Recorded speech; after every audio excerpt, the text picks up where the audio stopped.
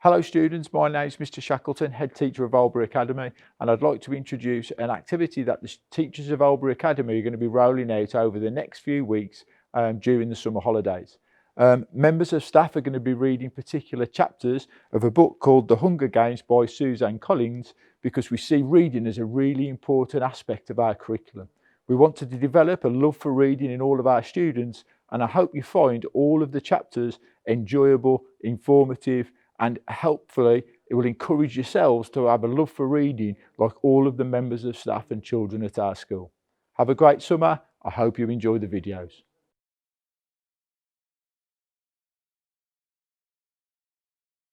Part 1. The Tributes. Chapter 1. When I wake up, the other side of the bed is cold. My fingers stretch out, seeking Prim's warmth, but finding only the rough canvas cover of the mattress. She must have had bad dreams and climbed in with our mother. Of course she did. This is the day of the reaping.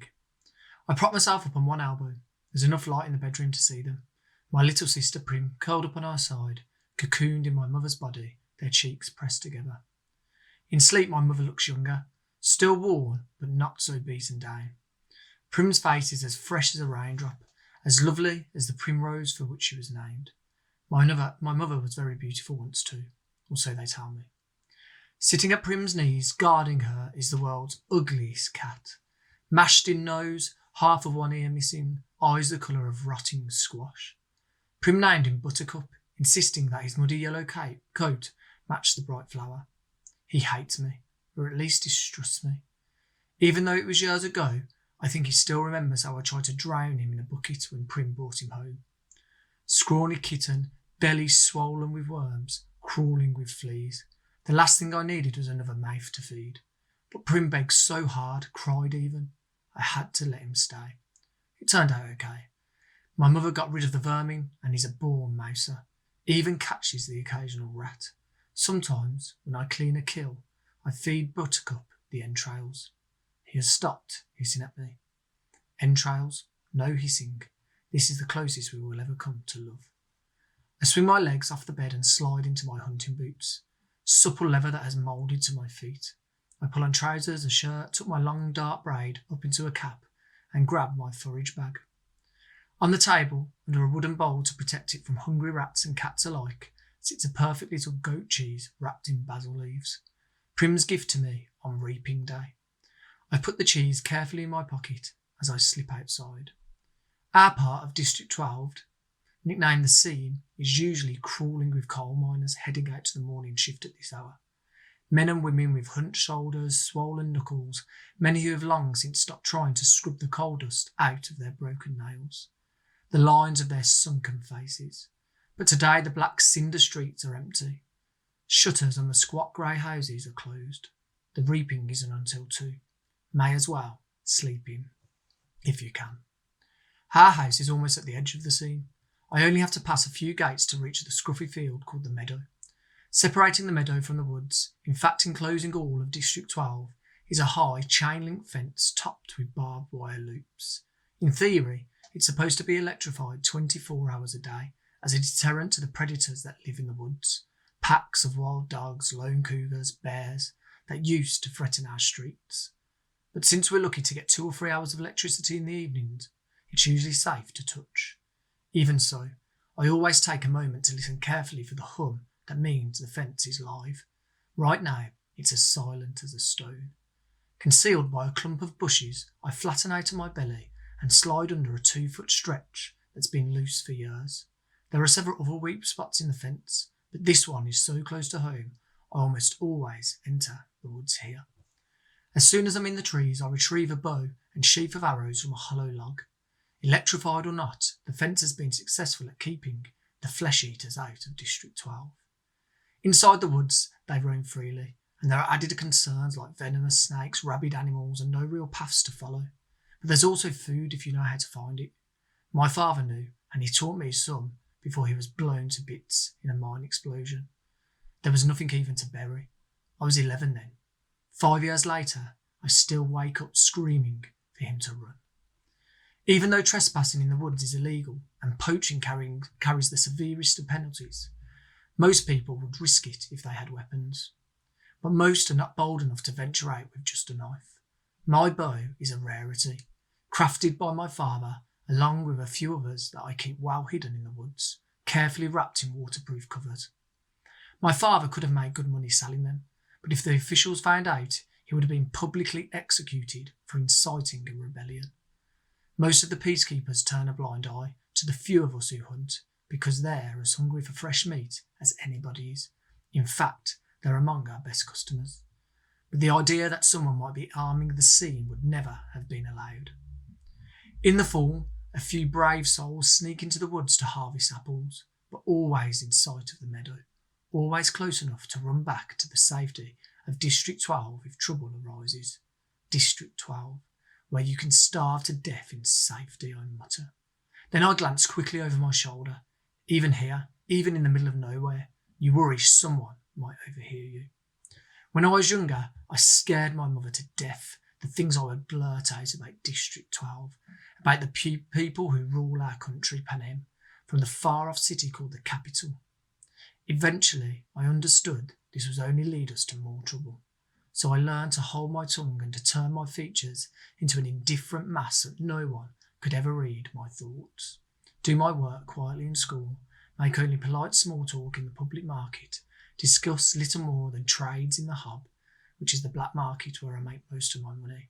Even at home, where I am less pleasant, I avoid discussing tricky topics, like the reaping or food shortages or the Hunger Games. Prim might begin to repeat my words, and then where would we be? In the woods awaits the only person with whom I can be myself, Gale. I can feel the muscles in my face relaxing, my pace quickening as I climb the hills to our place, a rock ledge overlooking a valley. A thicket of berry bushes protects it from unwanted eyes. The sight of him waiting there brings on a smile. Gale says I never smile except in the woods. Hey Catnip, says Gale. My real name is Katniss, but when I first told him, I had barely whispered it. So he thought I'd said catnip. Then, when this crazy lynx started following me around the woods looking for handouts, it became his official nickname for me. I finally had to kill the lynx because he scared off game. I almost regretted it because he wasn't bad company, but I got a decent price for his pelt. Look what I shot. Gale holds up a loaf of bread with an arrow stuck in it, and I laugh. It's real bakery bread, not the flat, dense loaves we make from our grain rations. I take it in my hands, pull out the arrow, and hold the puncher in the crust to my nose, inhaling the fragrance that makes my mouth flood with saliva. Fine bread like this is for special occasions. Still warm, I say. He must have been at the bakery at the crack of dawn to trade for it. What did it cost you? Just a squirrel. I think the old man was feeling sentimental this morning, says Gale. He even wished me luck. Well, we all feel a little closer today, don't we, I say, not even bothering to roll my eyes. Prim left us a cheese. I pull it out. His expression brightens at the treat. Thank you, Prim. We'll have a real feast. Suddenly he falls into a capital accent as he mimics Effie Trinket, the maniacally upbeat woman who arrives once a year to read out the names at the reaping. I almost forgot. Happy Hunger Games. He plucks a few blackberries from the bushes around us, and may the odds. He tosses a berry in a high arc towards me. I catch it in my mouth and break the delicate skin with my teeth. The sweet tartness explodes across my tongue. Be ever in your favour. I finish with equal verve.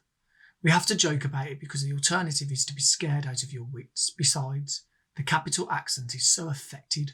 Almost anything sounds funny in it. I watch as Gale pulls out his knife and slices the bread. He could be my brother. Straight black hair, olive skin. We even have the same grey eyes. But we're not related, at least not closely. Most of the families who work the mines resemble one another in this way.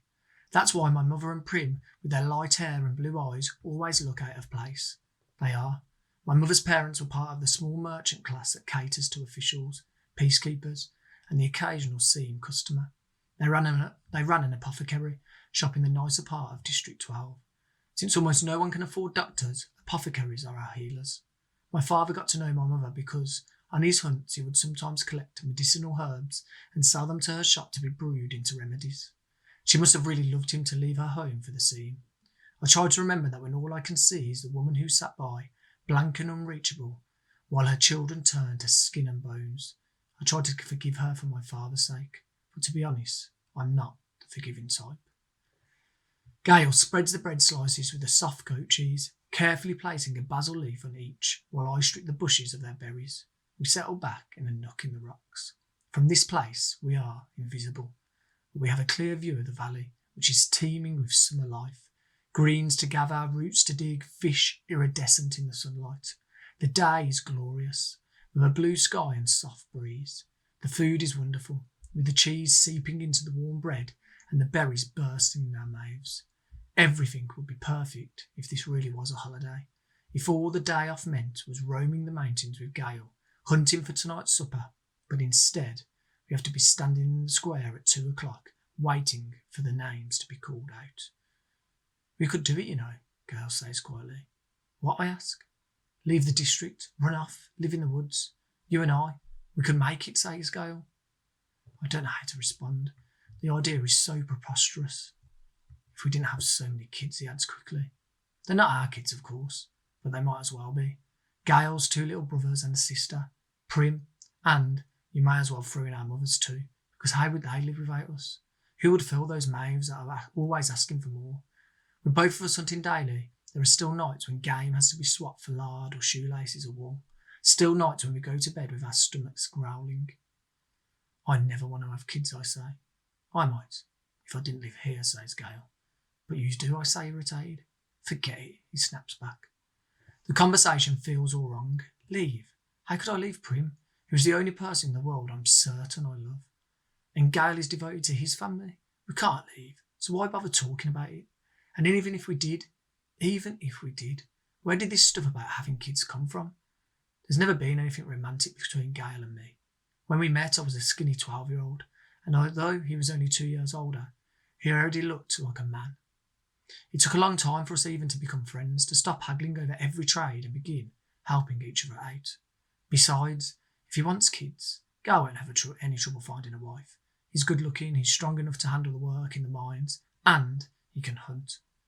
You can tell by the way the girls whisper about him when he walks by in school that they want him. He makes me jealous, but not for the reason people would think. Good hunting partners are hard to find. What do you want to do, I ask? We can hunt, fish, or gather. Let's fish at the lake. We can leave our poles and gather in the woods. Get something nice for tonight, he says. Tonight, after the reaping, everyone is supposed to celebrate. And a lot of people do, out of relief that their children have been spared for another year. But at least 2 families will pull their shutters, lock their doors, and try to figure out how they will survive the painful weeks to come. We make out well. The predators ignore us on a day when easier, tastier prey abounds. By late morning, we have a dozen fish, a bag of greens, and best of all, a gallon of strawberries. I found the patch a few years ago, but Gail had the idea to string mesh nets around it to keep out the animals. On the way home, we swing by the hub, the black market that operates in an abandoned warehouse that once held coal. When they came up with a more efficient system that transported the coal directly from the mines to the trains, the hub gradually took over the space. Most businesses are closed by this time on reaping day, but the black market's still fairly busy. We easily trade 6 of the fish for good bread, the other 2 for salt. Greasy Say, the old bony woman who sells bowls of hot soup from a large kettle, takes half the greens off our hands in exchange for a couple of chunks of paraffin. We might do a tad better elsewhere, but we make an effort to keep on good terms with Greasy Say. She's the only one who consistently can be counted on to buy wild dog. We don't hunt them on purpose, but if you're attacked and you take out a dog or 2, well, meat is meat. Once it's in the soup, I'll call it beef, Greasy Say says with a wink. No one in the scene would turn up their nose at a good leg of wild dog, but the peacekeepers who come to the hub can afford to be a little choosier. When we finish our business at the market, we go to the back door of the mayor's house to sell half the strawberries, knowing he has a particular fondness for them and can afford our price. The mayor's daughter, Madge, opens the door. She's in my year at school. Being the mayor's daughter, you'd expect her to be a snob, but she's all right. She just keeps to herself like me. Since neither of us really has a group of friends, we seem to end up together a lot at school, eating lunch, sitting next to each other at assemblies, partnering for sports activities. We rarely talk, which suits us both just fine. Today, her drab school outfit has been replaced by an expensive white dress. and her blonde hair is done up with a pink ribbon. Reaping clothes. Pretty dress, says Gail. Madge shoots him a look, trying to see if it's a genuine compliment or if it's just being ironic. It is a pretty dress, but she would never be wearing it ordinarily. She presses her lips together and then smiles. Well, if I end up going to the capital, I want to look nice, don't I? Now it's Gail's turn to be confused. Does she mean it, or is she messing with him? I'm guessing the second. You won't be going to the capital, says Gail coolly. His eyes land on a small circular pin that adorns her dress.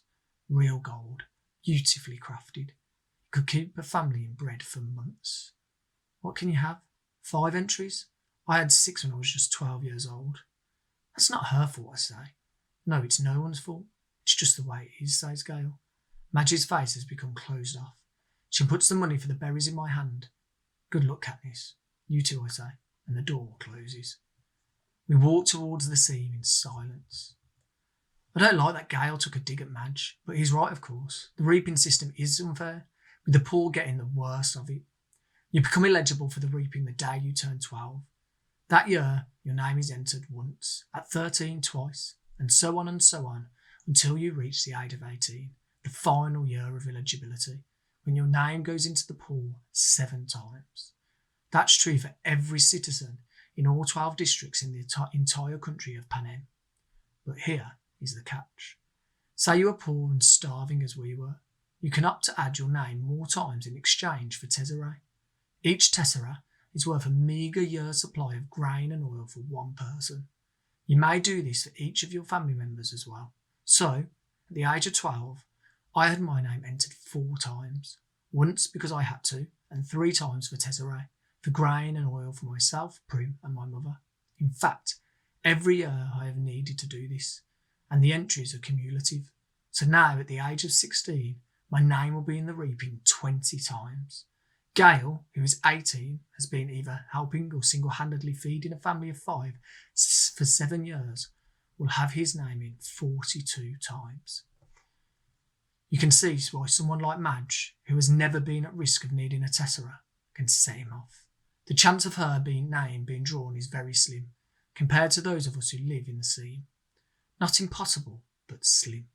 And even though the rules were set up by the capital, not the districts, certainly not Madge's family, it is hard not to resent those who don't have to sign up for Tesserae. Gail knows his anger at Madge is misdirected.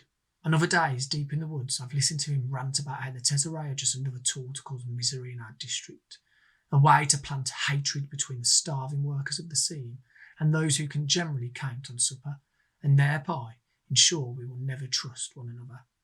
It's to the capital's advantage to have us divided among ourselves, you might say, if there were no ears to hear but mine. If it wasn't reaping day, if a girl with a gold pin and no Tesserae had not made what I'm sure she thought was a harmless comment.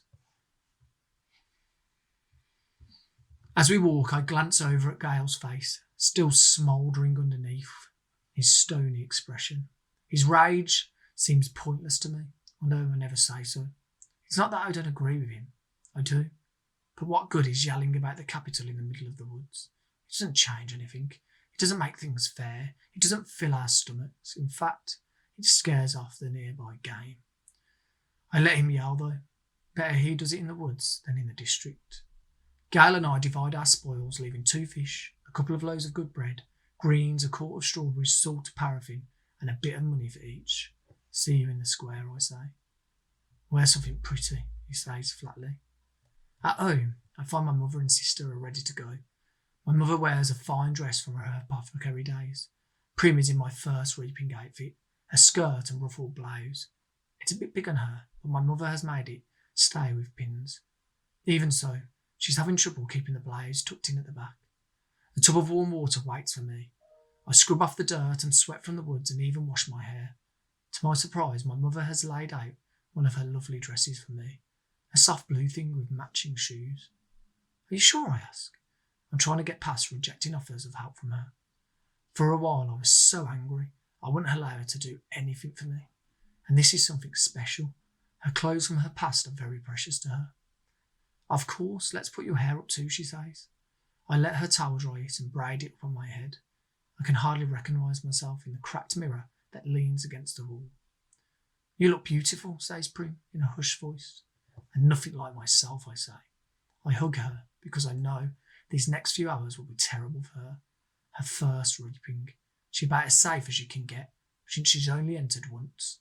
I wouldn't let her take out any Tesserae, but she's worried about me, that the unthinkable might happen.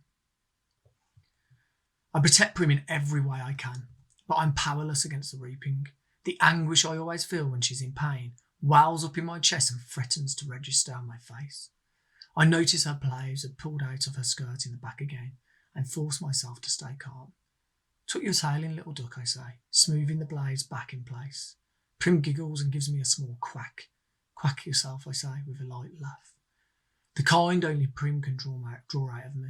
Come on, let's eat, I say, and plant a quick kiss on the top of her head. The fish and greens are already cooking in the stew, but that will be for supper. We decide to save the strawberries and bakery bread for this evening's meal, to make it special, we say. Instead, we drink milk from Prim's goat lady and eat the rough bread made from the Tesserae grain, although no one has much appetite anyway. At 1 o'clock, we head for the square. Attendance is mandatory unless you're on death's door. This evening, officials will come round and check to see if this is the case. If not, you'll be imprisoned. It's too bad, really, that they hold the reaping in the square, one of the few places in District 12 that can be pleasant. The square is surrounded by shops and a market and public market days, especially if there's good weather, it has a holiday feel to it. But today, despite the bright banners hanging on the buildings, there's an air of grimness. The camera crews perched like buzzards on rooftops only add to the effect. People file in silently and signing. The reaping is a good opportunity for the capital to keep tabs on the population as well. 12 through 18-year-olds are herded into roped areas marked off by ages. The oldest in the front, the young ones like Prim toward the back. Family members line up around the perimeter, holding tightly to one another's hands. But there are others too, who have no one they love at stake, or who no longer care, who slip among the crowd, taking bets on the 2 kids whose names will be drawn. Odds are given on their ages, whether they're seam or merchant, if they'll break down and weep. Most refuse dealing with these racketeers, but only carefully. These same people tend to be informers, and who hasn't broken the law? I could be shot on a daily basis for hunting, but the appetites of those in charge protect me. Not everyone can claim the same. Anyway, Gail and I agree that if we have to choose between dying of hunger and a bullet in the head, the bullet would be much quicker. The space gets tighter, more claustrophobic as people arrive. The square is quite large, but not enough to hold District 12's population of about 8,000. Latecomers are directed to the adjacent streets, where they can watch the event on screens as it's televised live by the state. I find myself standing in a clump of 16s from the scene. We all exchange terse nods and focus our attention on the temporary stage that is set up before the Justice Building. It holds 3 chairs, a podium, and 2 large glass balls, one for the boys and one for the girls. I stare at the paper slips in the girls' ball. 20 of them have Katniss Everdeen written on, in careful handwriting. 2 of the 3 chairs fill with Madge's father, the Mayor, Undersea, who's a tall, balding man, and Effie Trinket, District 12's escort, fresh from the capital, with her scary white grin, her pinkish hair, and her spring green suit. They murmur to each other, and then look with concern at the empty seat. Just as the town clock strikes 2, the Mayor steps up to the podium and begins to read. It's the same story every year. He tells the history of Panem, the country that rose up out of the ashes of a place that was once called North America. He lists the disasters, the droughts, the storms, the fires, the encroaching seas that swallowed up so much of the land, the brutal war for what little sustenance remained. The result was Panem, a shining capital ringed by 13 districts, which brought peace and prosperity to its citizens.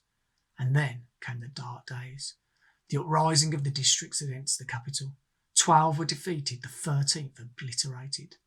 The Treaty of Treason gave us the new laws to guarantee peace, and as our yearly reminder from the dark days must never be repeated, it gave us the Hunger Games.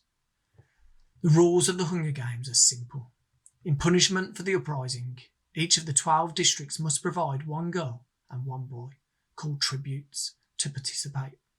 The 24 tributes will be imprisoned in a vast outdoor arena that could hold anything from a burning desert to a frozen wasteland. Over a period of several weeks, the competitors must fight to the death. The last tribute standing wins. Taking the kids from our district, forcing them to kill one another while we watch. This is the capital's way of reminding us how totally we are at their mercy, how little chance we would stand of surviving another rebellion. Whatever words they use, the real message is clear. Look how we take your children and sacrifice them, and there's nothing you can do. If you lift a finger, we will destroy every last one of you, just as we did in District 13. To make it humiliating as well as torturous, the capital requires us to treat the Hunger Games as a festivity, a sporting event, pitting every district against the others. The last tribute alive receives a life of ease back home, and their district will be showered with prizes, largely consisting of food.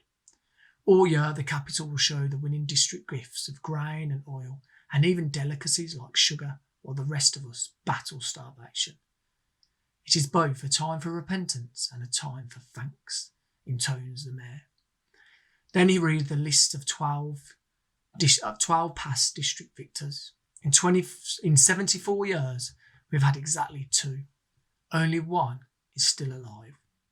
Hamish Abernathy, a paunchy, middle-aged man who at this moment appears hollering something unintelligible, staggers onto the stage and falls into the third chair. He's drunk, very. The crowd responds with its token applause, but he's confused and tries to give Effie Trinket a big hug, which she barely manages to fend off. The mayor looks distressed. Since all this is being televised, right now District 12 is the laughing stock of Pan Am, and he knows it. He quickly tries to pull the attention back to the reaping by introducing Effie Trinket. Bright and bubbly as ever, Effie Trinket trots to the podium and gives her signature Happy Hunger Games, and may the odds be ever in your favour. Her pink hair must be a wig, because her curls have shifted slightly off-centre since her encounter with Hamish.